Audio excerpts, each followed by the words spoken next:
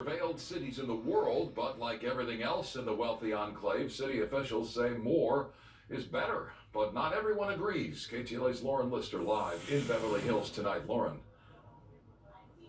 Yeah, Micah, cameras like this did not prevent thieves from recently burglarizing a jewelry store just across the street, but the police chief says the footage is expected to help in the investigation, and now the city plans to expand surveillance. It's getting mixed reactions tonight.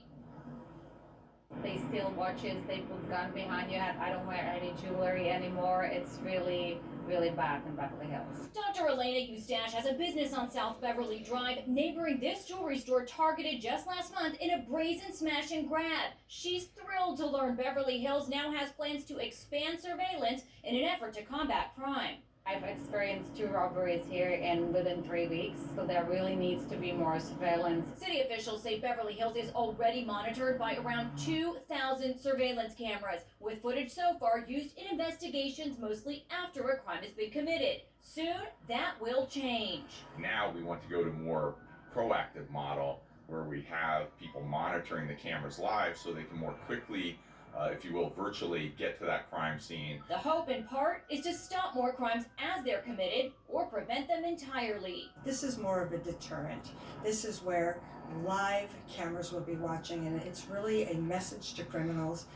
Don't even think of doing any crime in Beverly Hills because you will be caught. Critics bring up issues including privacy and a lack of evidence that deters crime. All of the evidence about the impacts of these kinds of surveillance systems is that they're not necessarily that helpful in terms of public safety.